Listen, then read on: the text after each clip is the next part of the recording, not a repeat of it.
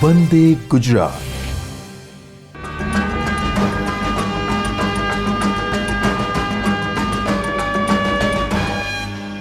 નમસ્કાર. આજના virtual classroom training સેશનમાં આપ સૌનું સ્વાગત છે. હું એન્ડી ભોઈ આઈટીઆઈમાં ચાલતા ટ્રેડ ઇલેક્ટ્રોનિક્સ મિકેનિકની અંતર્ગત આરસી કપલ્ડ એમ્પ્લીફાયર લેસન વિશે તમને તાલીમસહ માર્ગદર્શન આપીશ. આપણે લાસ્ટ ચેપ્ટર્સમાં એમ્પ્લીફાયર્સ વિશે જોયું, એમ્પ્લીફાયર્સ શું કામ કરતા હોય છે તે જોયું, એમ્પ્લીફાયર્સના પ્રકાર જોયા. પણ આજે આપણે જે ટૉપિક ડિસ્કસ કરવાના છે તેમાં અમુક મુદ્દાઓ છે, જે આરસી કપલ્ડ એમ્પ્લીફાયર, વોલ્ટેજ અને પાવર એમ્પ્લીફાયર વચ્ચેનો તફાવત, ક્લાસ સી ટ્યુન્ડ એમ્પ્લીફાયર. આ ટૉપિક્સ આપણે આજે કવર કરવાના છીએ. આપણા ઘરે ચોખ્ખું પાણી આવતું નથી ત્યારે આપણે શું કરતા હોઈએ છીએ? તેને ફિલ્ટર કરતા હોઈએ છીએ. અને જ્યારે એક ફિલ્ટરથી કામ ના થાય તો આપણે ફિલ્ટર્સ એડ કરતા જઈએ છીએ, કે ગળણીથી સાફ કરતા હોય તો એક ગળણીથી સાફ ના થાય તો બીજી ગળણી બી એડ કરતા હોઈએ છીએ. તો જ્યારે એક ફિલ્ટરથી પાણી સાફ નથી થતું તો આપણે આ ખરાબ પાણીને બીજા અનેક ફિલ્ટરમાંથી પસાર કરીએ છીએ અને ચોખ્ખું પાણી મેળવીએ છીએ. તે જ રીતે જો એક એમ્પ્લીફાયર ગેઇન લો હોય અથવા અપૂરતું હોય ત્યારે આપણે એક કરતાં વધારે એમ્પ્લીફાયર્સને યુઝ કરીએ છીએ, અથવા તો કહી શકાય કે મલ્ટિપલ સ્ટેજીસ ઓફ એમ્પ્લીફાયરને યુઝ કરીએ છીએ. આ રીતે.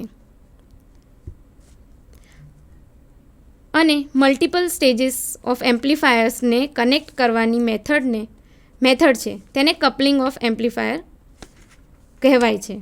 કારણ કે એમ્પ્લીફાયરની અને મલ્ટિપલ સ્ટેજીસ ઓફ એમ્પ્લીફાયરને કનેક્ટ કરવાની મેથડ છે તેને કપલિંગ ઓફ એમ્પ્લીફાયર કહેવાય છે. કારણ કે એમ્પ્લીફાયરથી એમ્પ્લીફાયર આમ જ કનેક્ટ નથી કરવાના હોતા. તેમાં પહેલાં એમ્પ્લીફાયરનો આઉટપુટ બીજાના ઇનપુટમાં જાય તેવી વ્યવસ્થા કરવાની હોય છે. તો જે આ વ્યવસ્થા કરવાની હોય છે તેને કપલિંગ કહેવાય છે. તો કપલિંગના બી પ્રકાર હોય છે. પહેલું છે RC coupled amplifier, direct coupled amplifier, અને તેના પછી છે ટ્રાન્સફોર્મર કપલ્ડ એમ્પ્લીફાયર.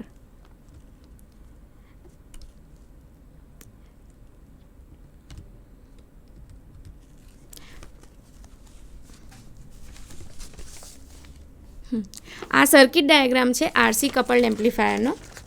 તેમાં આપણે જોઈએ છીએ કે ડાયાગ્રામમાં 2 સ્ટેજ આરસી કપલ્ડ એમ્પ્લીફાયર બતાવેલ છે.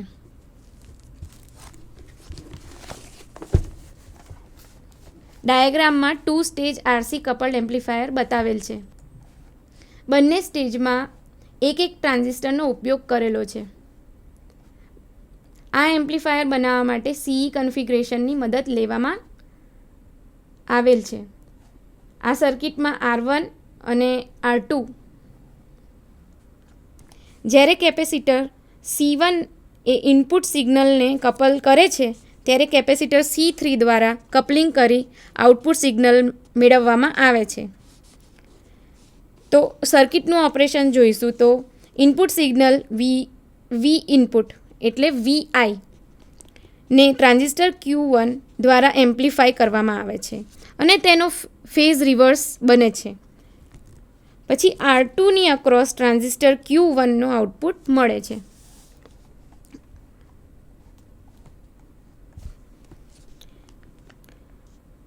ટ્રાન્ઝિસ્ટર Q1ના આઉટપુટને કેપેસિટર C2ની મદદથી કપલિંગ કરી જે બ્લોકિંગ કેપેસિટર કહેવાય છે, જે ટ્રાન્ઝિસ્ટર Q2ના બેઝમાં આપવામાં આવે છે. ટ્રાન્ઝિસ્ટર Q2 દ્વારા સિગ્નલને એમ્પ્લીફાય કરી આઉટપુટ R4ની અક્રોસ મેળવવામાં આવે છે. આઉટપુટ સિગ્નલ Vout એ 2 વખત એમ્પ્લીફાય થાય છે. તો આરસી કપલિંગના યુઝ કરવાના શું ફાયદાઓ છે?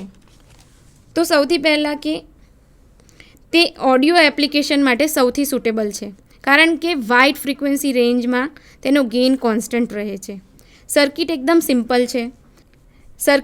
સિમ્પલ છે અને તેની કિંમત પણ ઓછી છે, કારણ કે સર્કિટમાં રેઝિસ્ટન્સ અને કેપેસિટર હોય છે. જે સસ્તા મળે છે. અને આ આરસી કપલિંગને યુઝ કરવાના ગેરફાયદાઓ શું છે? તો તેમાં પાવર અને વોલ્ટેજ ગેઇન ઓછો હોય છે. ઉંમર સાથે તે વધારે અવાજ કરવા લાગે છે અને પાવર ટ્રાન્સફર પણ ઓછું હોય છે. નેક્સ્ટ આપણે જોઈશું ડાયરેક્ટ કપલ્ડ એમ્પ્લીફાયર. આ એમ્પ્લીફાયર સર્કિટ એ કોઈ પણ જાતના કપલિંગ વગર તેમજ ફ્રીક્વન્સી સેન્સિટિવ કોમ્પોનન્ટ વગર જેમ કે ઇન્ડક્ટર, કેપેસિટર, ટ્રાન્સફોર્મર વગર ઓપરેટ થાય છે. આ ડાયાગ્રામમાં જોઈએ તો બંને સરખા ટ્રાન્ઝિસ્ટરનો ઉપયોગ કરી CE મોડમાં એકબીજાને જોડવામાં આવેલા છે. પહેલા ટ્રાન્ઝિસ્ટરનો આઉટપુટ સીધો જ બીજા ટ્રાન્ઝિસ્ટરના બેઝના ઇનપુટમાં આપવામાં આવેલ છે, જેથી કરીને આઉટપુટમાં આપણને એમ્પ્લીફાઈડ સિગ્નલ મળે. તો આપણે જોઈએ છીએ કે આ ડાયરેક્ટ કપલ કેમ નામ છે? કેમ કે કોઈ જાતની કોઈ ફ્રીક્વન્સી સેન્સિટિવ કમ્પોનન્ટ યુઝ નથી કરવામાં આવ્યા. તો આ પ્રકારની કપલ્ડ એમ્પ્લીફાયરનો શું ફાયદાઓ છે? આ એક ઇનએક્સપેન્સિવ એટલે કે સસ્તું એમ્પ્લીફાયર છે, સસ્તું કપલ્ડ એમ્પ્લીફાયર છે. બીજો ફાયદો એ છે કે આ રચનામાં એકદમ સરળ છે. વધારે કોમ્પોનન્ટ્સ, અલગ અલગ પ્રકારના કોઈ કોમ્પોનન્ટ્સ નથી વાપરવામાં આવ્યા, તો આ રચના એકદમ સરળ છે. આના ગેરફાયદાઓ પણ છે. એમાં છે કે હાઈ ફ્રીક્વન્સી હોવાના કારણે સિગ્નલ એમ્પ્લીફાય કરી શકતા નથી અને તે પુઅર ટેમ્પરેચર સ્ટેબિલિટી ધરાવે છે, એટલે કે આ જલ્દીથી ગરમ થઈ જતા હોય છે, તેના કારણે સ્ટેબલ રહેતા નથી હાઈ ટેમ્પરેચર્સ ઉપર. આને ક્યાં ક્યાં યુઝ કરી શકાય છે? તો પલ્સ એમ્પ્લીફાયરમાં, કમ્પ્યુટર સર્કિટરીમાં, ઇલેક્ટ્રોનિક સર્કિટ્સમાં, પાવર સપ્લાયની રેગ્યુલેટર સર્કિટમાં, આ બધા એના યુઝ છે. નેક્સ્ટ આપણે જોઈશું ટ્રાન્સફોર્મર કપલ્ડ એમ્પ્લીફાયર. કોઈકવાર લોડ રેઝિસ્ટન્સ એટલો બધો ઓછો હોય છે કે એમ્પ્લીફાયરમાંથી આઉટપુટ વોલ્ટેજ મળી શકતો નથી. માટે હાઈ કલેક્ટર ઇમ્પિડન્સ અને લોડ ઇમ્પિડન્સ મેચિંગ કરવા માટે ટ્રાન્સફોર્મરનો ઉપયોગ કરવામાં આવે છે. ડાયાગ્રામમાં જોઈએ તો આપણને ખબર પડે કે જે લોડ સર્કિટ છે, ત્યાં ટ્રાન્સફોર્મરનો ઉપયોગ કરવામાં આવ્યો છે. તો જે પહેલા એમ્પ્લીફાયરનું આઉટપુટ છે તે ટ્રાન્સફોર્મરના થ્રુ લઈને બીજા એમ્પ્લીફાયરના ઇનપુટમાં પ્રોવાઈડ કરવામાં આવે છે અને છેલ્લે બીજા નંબરના ટ્રાન્સફોર્મરમાંથી આઉટપુટ લેવામાં આવે છે. આ ટાઈપના કપલ્ડ એમ્પ્લીફાયરનો ઉપયોગ કરવાથી શું ફાયદા થાય છે તે જોઈએ. તેમાં જે વોલ્ટેજ ગેઇન છે એ હાયર હોય છે. બીજા બધા યુઝ કરીએ છીએ કપલિંગ, તેના કરતાં વોલ્ટેજ ગેઇન અહીં હાઈ હોય છે. જ્યારે મહત્તમ પાવર ટ્રાન્સફર થાય છે ત્યારે ઇમ્પિડન્સ મેચિંગ બે સ્ટેજ વચ્ચે કરે છે. અને હવે આના ગેરફાયદા પણ છે, જેમ કે રેડિયો ફ્રીક્વન્સીમાં ઇન્ડક્ટન્સ અને કેપેસિટન્સના કારણે બહુ બધી પ્રોબ્લેમ્સ આવે છે.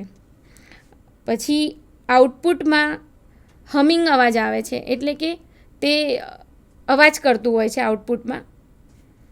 ટ્રાન્સફોર્મરમાં હંમેશા હમિંગ અવાજ તમને સાંભળવા મળશે જ આઉટપુટમાં. આ કપલિંગ ટ્રાન્સફોર્મર મોંઘા પણ હોય છે, કેમ કે ટ્રાન્સફોર્મર યુઝ કર્યા હોય છે. તેના ગેરફાયદા પણ છે, જેમ કે રેડિયો ફ્રીક્વન્સીમાં ઇન્ડક્ટન્સ અને કેપેસિટન્સના કારણે બહુ બધી પ્રોબ્લેમ્સ આવે છે.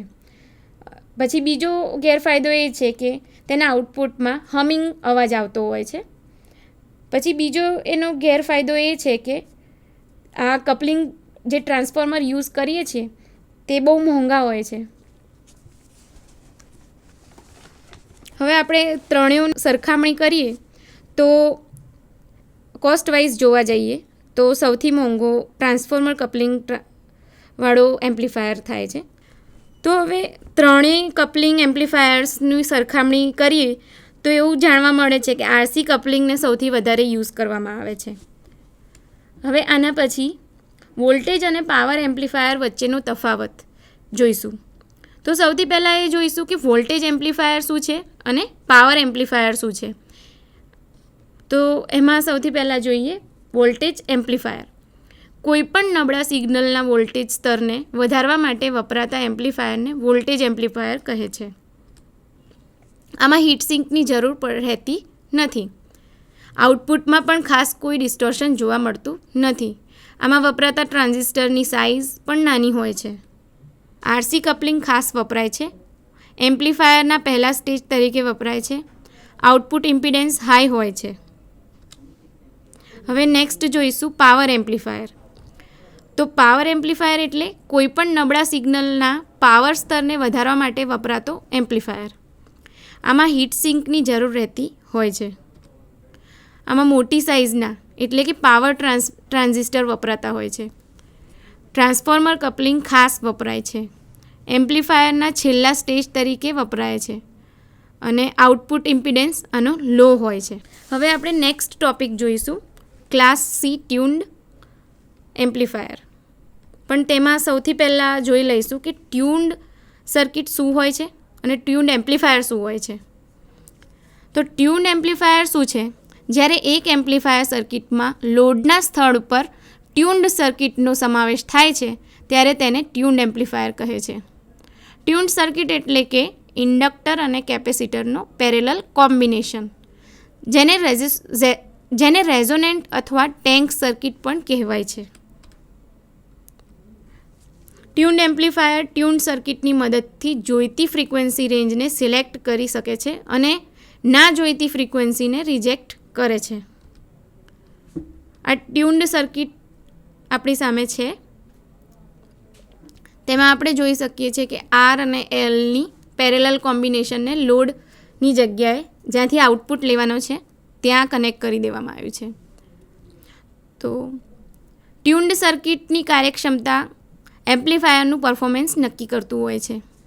Class C amplifier. Class C એમ્પ્લીફાયરનો ઓપરેટિંગ પોઈન્ટ કટ ઓફ પોઈન્ટથી થોડું આગળ રાખવામાં આવે છે. આમાં પણ સેમ જ છે કે જ્યાં સુધી ટ્રાન્ઝિસ્ટરના બેઝને ફોરવર્ડ બાયસ ન મળે ત્યાં સુધી ટ્રાન્ઝિસ્ટર ઓપરેટ થતો નથી, જેથી ઇનપુટ સિગ્નલમાં 180 કરતાં પણ ઓછા ભાગ દરમિયાન ટ્રાન્ઝિસ્ટર કંડક્ટ કરતો હોય છે.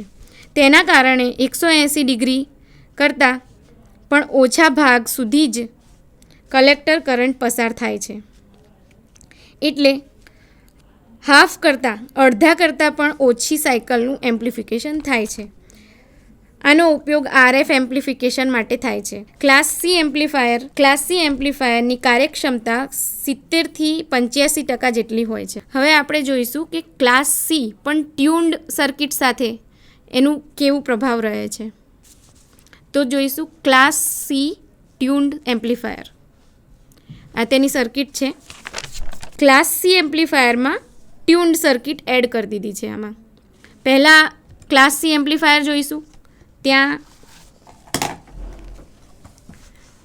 જે RL છે, લોડ રેઝિસ્ટન્સ, જ્યાંથી આપણે આઉટપુટ લેતા હોઈએ છીએ, ત્યાં ટ્યુન્ડ સર્કિટને એડ કરી દીધી છે. આ બંનેમાં એ જ તફાવત છે, ક્લાસ સી અને ક્લાસ સી ટ્યુન્ડ સર્કિટમાં.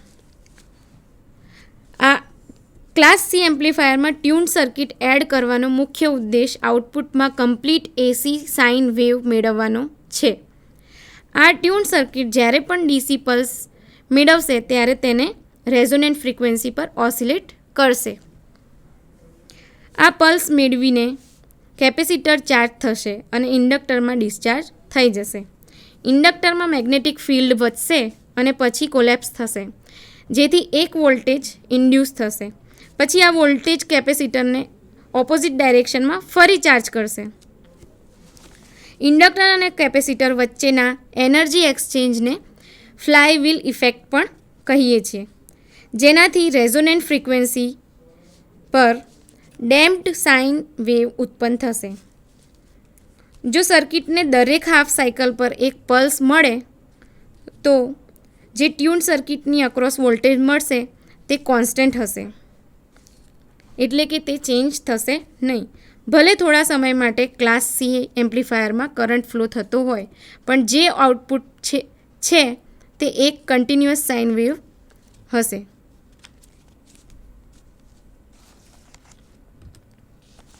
હવે આપણે જોઈશું કે ક્લાસ સી ટ્યુન્ડ એમ્પ્લીફાયરની એપ્લિકેશન્સ શું છે અને ક્યાં ક્યાં છે.